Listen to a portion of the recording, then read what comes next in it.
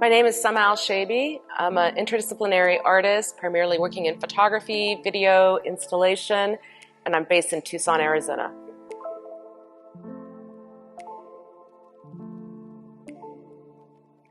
The inspiration for Generation After Generation, which is the sole exhibition that I'm showing here at the Phoenix Art Museum, started really a long time ago for me. I mean, I'm a photographer. I was trained at a young age from my father, who was a photographer, and I've always been really interested in the role that photography plays when you come from the Middle East and North Africa.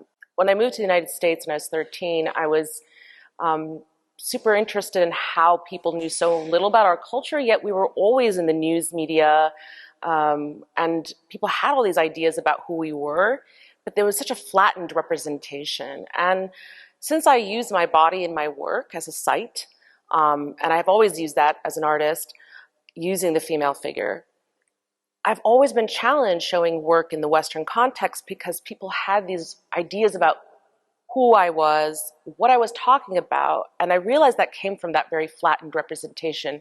So I spent really the last 10 years researching early photography that was produced in the Middle East and North Africa. And these were mostly by Western photographers who went out there in what we call the Orientalist period. And that's what the region was called back then, the so-called Orient.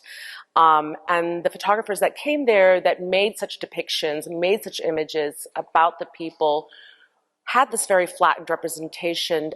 The female figure was the primary vehicle to describe a very complex space, multiple countries, ethnicities, various challenges, but through the body as a submissive female, an exotic, inferior other. Either she was hypersexualized in these imagery, or very covered, or sometimes even both. Covered hair, yet her breasts would be out in these images.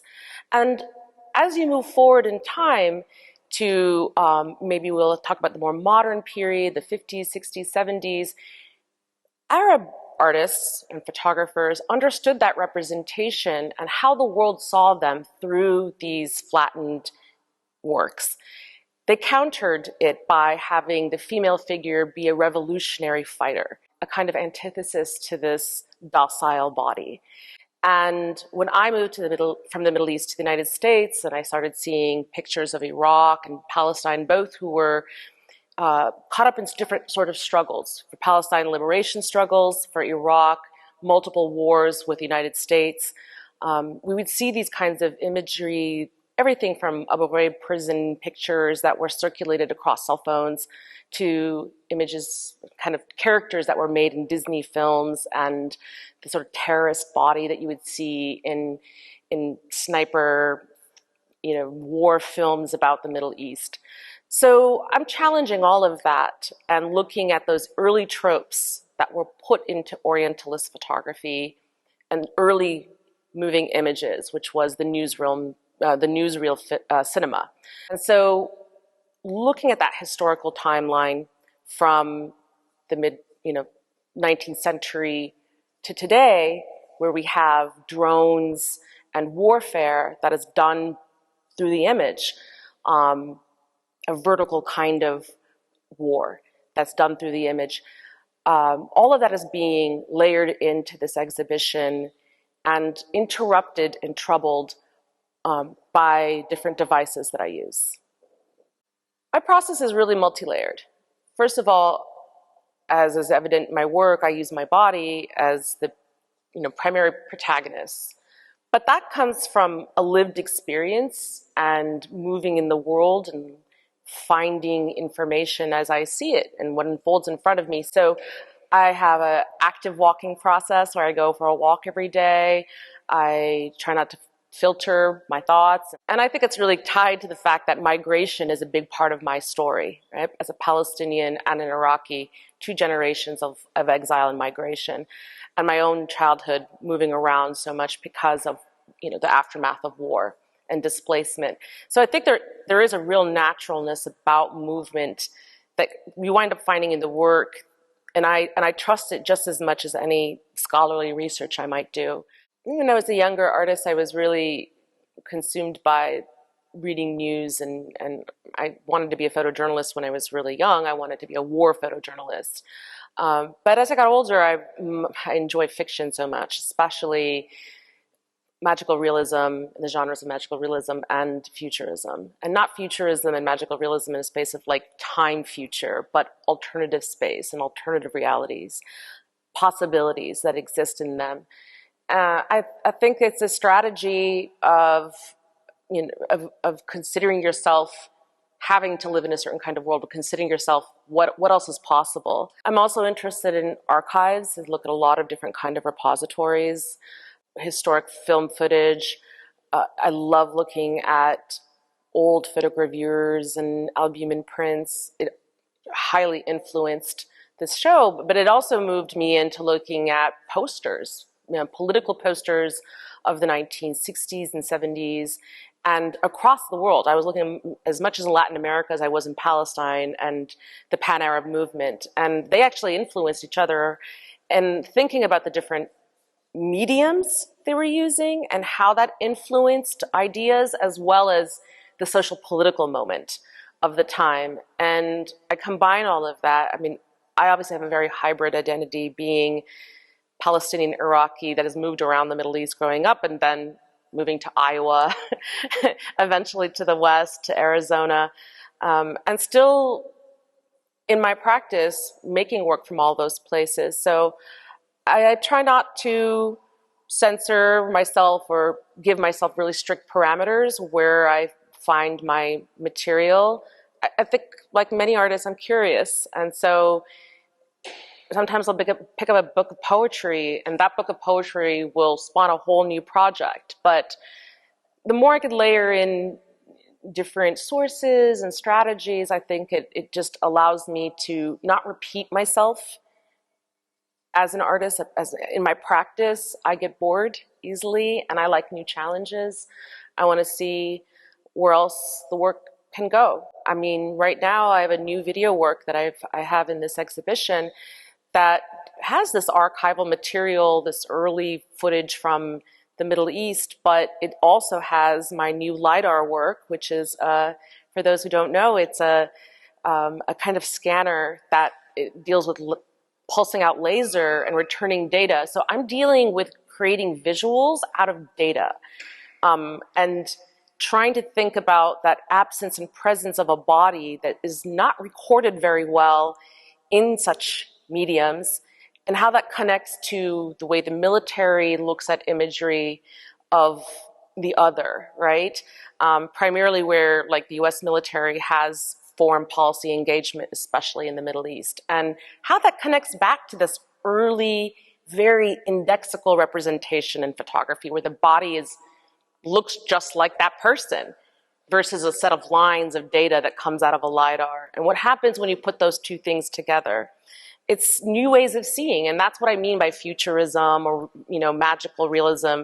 People get caught up in that word magical, but it's just the possibilities of what else it means, and they inform each other. So that kind of experimentation sometimes leads to great, fruitful work, and sometimes it just winds up on the cutting room, editing cutting floor. I think that's the phrase. I don't know quite how to say it, but that's okay. Not everything has to be a masterpiece, and I think and I feel and I experience the world by making and practicing. The exhibition is a much later stage. I'm not overly planning it. I like the fluidity, and at some point that comes into the process. I wouldn't say that I'm using myself as a subject in this exhibition. I really haven't done that in a long time. I mean, I think when I first got out of graduate school or when I was in graduate school, my personal identity, some Alshaibi, Palestinian Iraqi, was like capital I identity. But now I think of the female body itself as, yes, it's a protagonist, but it's also a site, because it plays this really oversized role in the imagination of what the Middle East and North Africa is. It was the vehicle, that's the whole description of Orientalism, or it's one of the primary descriptions of Orientalism, is that there's this submissive female to the Western patriarchal dominant male. And so what probably started off for me in grad school when I first started making work is a convenient factor, right? I mean, I didn't have my country around me. I had no access to the Middle East. At that point, I wasn't even a US citizen when I was in graduate school. I didn't have an American passport. My mobility and be able to like access things was very challenged. And so I physically represented the idea I was wanting to talk about.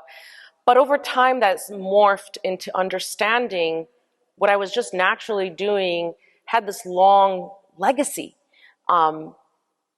Some of that's positive and some of it's not so great, but it's a complicated site, and it allows me to embody basically social issues and very specific historical references.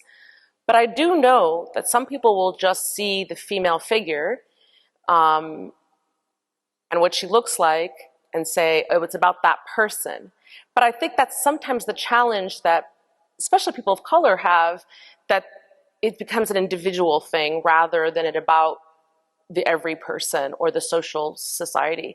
And so, you know, I'm always challenging. It's probably what led me to this work in the first place, because I was always having to negotiate what I was dressed like, if I was wearing a costume, like if my hair was covered or if I was dressed in an ethnic costume.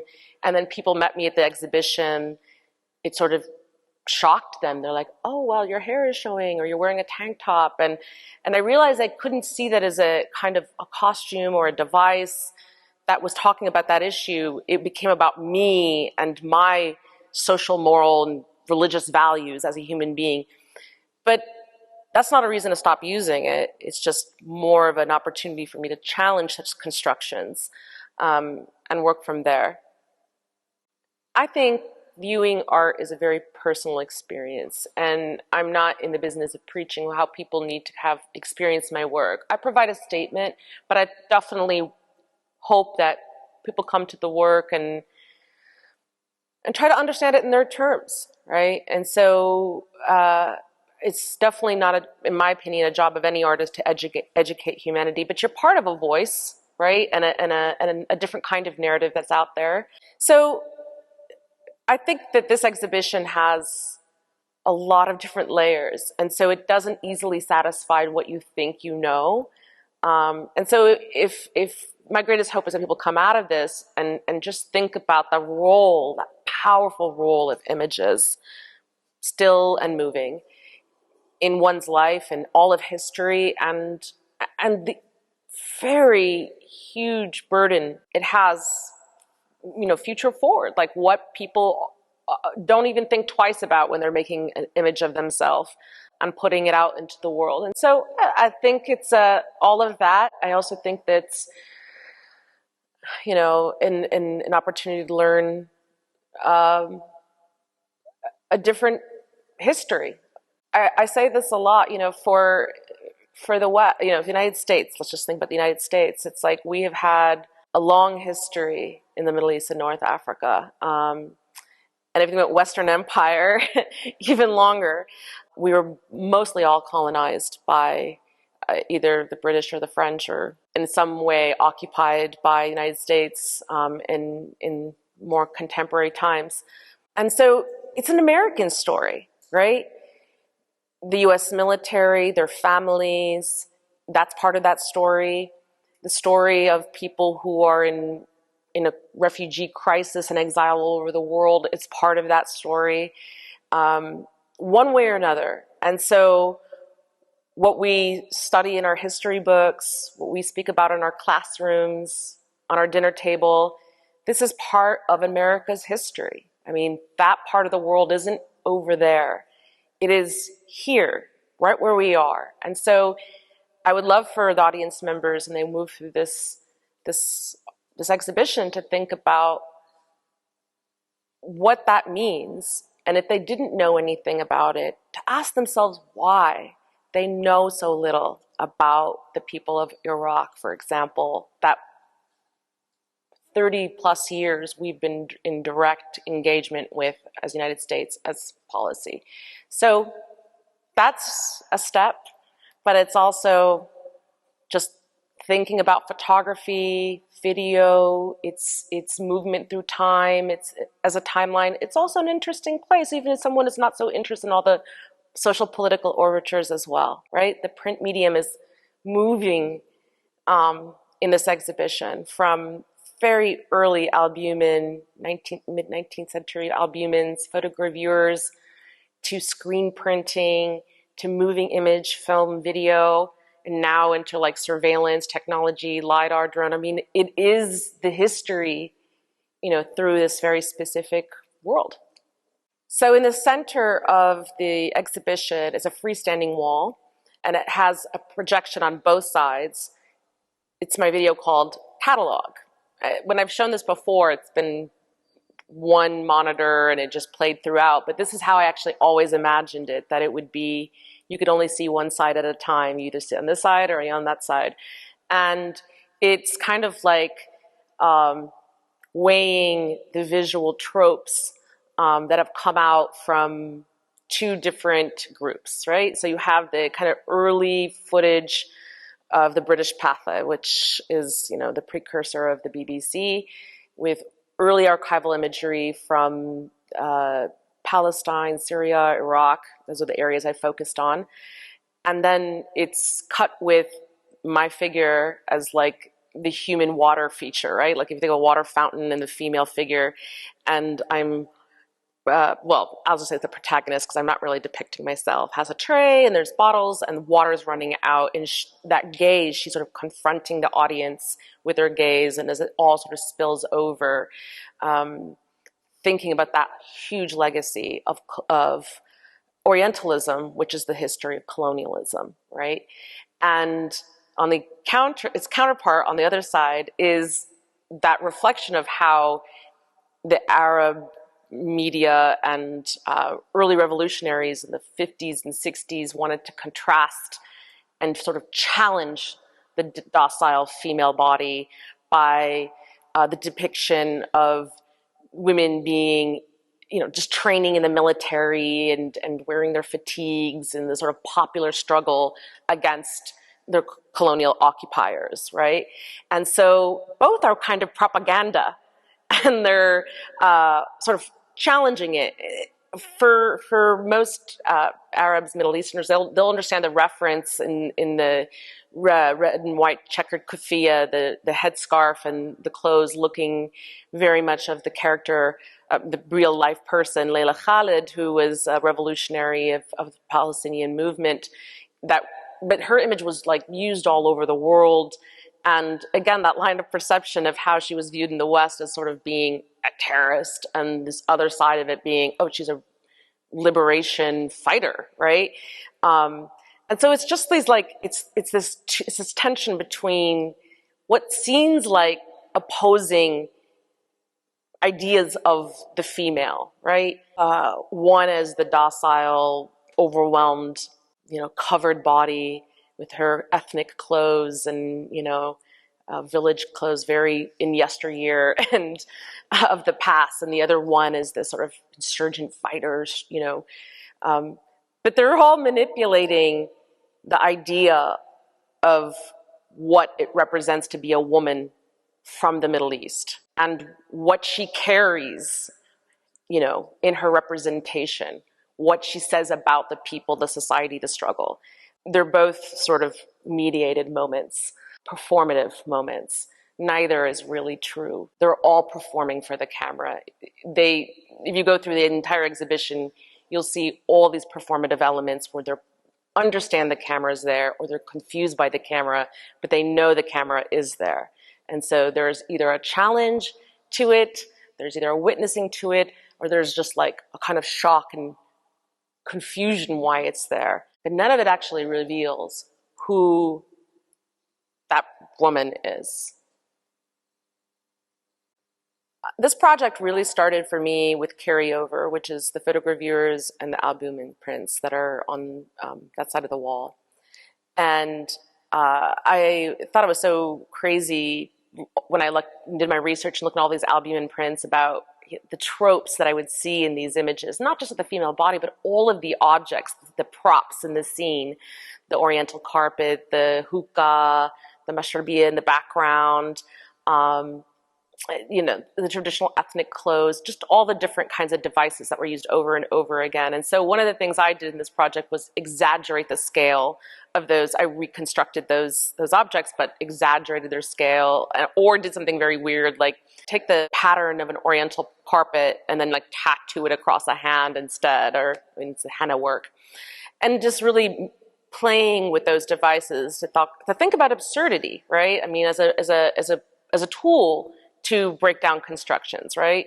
Not to sit there and lecture an audience about why something is good or bad. You can like find ways of understanding the weight of such legacies and that burden of representation through the physical, props.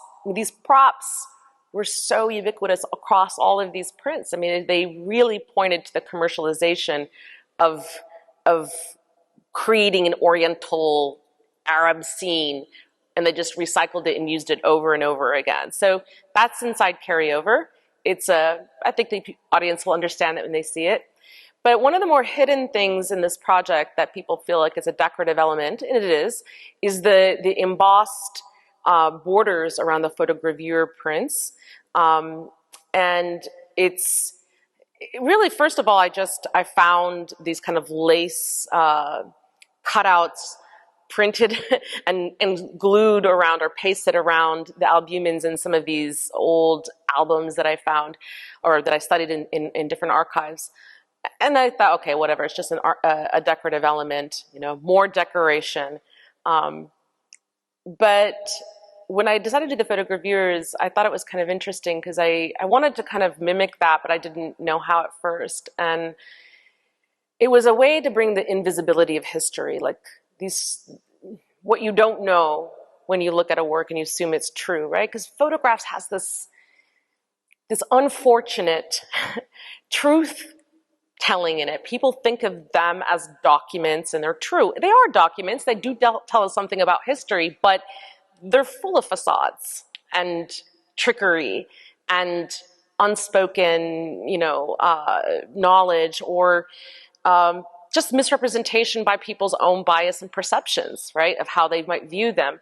And so what I did is I used images I had taken of these tiles in the great Mosque of Quriran in Tunisia, which I had done maybe even 10 years before I made the photogravures. So it's not like I go photograph mosques or tile work. It's not part of my work at all, but I was just helping a researcher. I was just exchanging some photographic work for her, and she in turn gave me a place to stay in Tunisia when I was doing another project. But it was really interesting when I was there because she was telling you the history of these tiles, 800 or so hand-painted tiles that had come from Iraq. They were hand-painted in Iraq, and so it felt like a little bit of a migration story that had wound up in Tunisia, and I think it's the fourth most important mosque for Muslims. But what was really interesting about it is that, in order for a woman to be in a mosque, her hair has to be covered, and especially a very religious mosque. Well, all mosques are religious, but a very conservative, important mosques, I had to be wearing the full abaya, and I'm there with my camera and tripods and lights, and these tiles are in a mosque. I mean, some of them are easy to get to, and I have to photograph them each one flat out. So they brought scaffolding, and I was climbing with all the stuff, sweating, and at some point I couldn't reach the last 50 tiles, and I had to be on one of these architectural elements that only the Muslim, sheikh leader could ever be on, and no woman had ever been on it, let alone just even an average person. But he wanted that history documented. He wanted those tiles documented, and he let me go. And so I realized I was the first woman in the world. and so people have these ideas about what a Muslim, Arab woman is and what she can and can't do. But here I was taking the first pictures of this ever, which now is published as part of a book. It's part of something that people can study and research. It tells a story about Iraq. It tells a story about Tunisia. But it also tells a story about what women do there. I'm not at all saying life isn't complicated and there isn't social problems in the Middle East, especially for women, but we have problems that are all not based on our social oppression.